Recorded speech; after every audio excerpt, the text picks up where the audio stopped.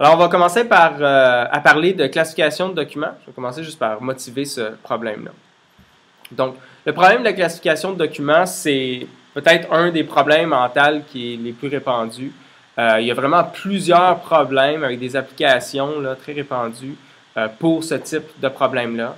Un de ces problèmes-là, ou de type d'application de la classification de documents, c'est pour catégoriser des articles sur le web, par exemple des articles de nouvelles. Donc, on pourrait imaginer qu'on a un site web ou un portail qu'on a configuré avec le type de nouvelles qui nous intéresse.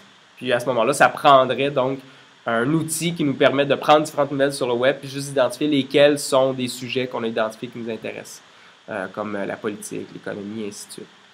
Ça pourrait être aussi pour faire de l'analyse de sentiments ou de tendances ou au niveau des films, par exemple, en identifiant si une critique de film, sous sa forme textuelle, est positive ou négative. Ça permettrait de faire une certaine analyse des films qui sont peut-être appréciés ou populaires ou pas à partir de descriptions, de critiques de ces films-là. La détection de pourriel, donc la détection de spam, c'est en fait peut-être une des applications les plus répandues. Donc, c'est de détecter dans les courriels que l'on reçoit lesquels correspondent bel et bien à des courriels qui ne sont pas de la publicité qui est non sollicitée. Puis une autre application qui est intéressante, c'est celle de l'identification de l'auteur de documents historiques. Il y a certains documents qui ont été écrits dans l'histoire, puis pour lesquels on ne connaît pas l'auteur ou on n'est pas sûr de quel est l'auteur.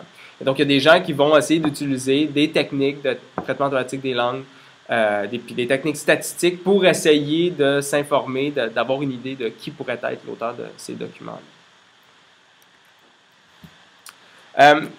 Les approches dominantes pour ce problème-là sont statistiques, puis sont souvent inspirées en fait du domaine de l'apprentissage automatique. Et dans le cours, on va voir deux méthodes différentes, avec des philosophies, des approches qui sont différentes. On va avoir une méthode qui est basée sur ce qu'on va appeler une approche générative, qui est le modèle bayésien naïf multinomial. Puis une autre méthode basée sur une approche qu'on va dire discriminante, qui est la régression logistique. Et dans cette partie-ci du cours, en fait, on va se concentrer sur la classification binaire. C'est-à-dire que typiquement, on va s'intéresser à savoir est-ce qu'un document appartient à une classe d'intérêt ou pas. Mais ces méthodes-là, typiquement, ils sont faciles à généraliser au cas à plusieurs classes. C'est juste que nous, on va simplifier les choses puis parler seulement du cas de la classification binaire.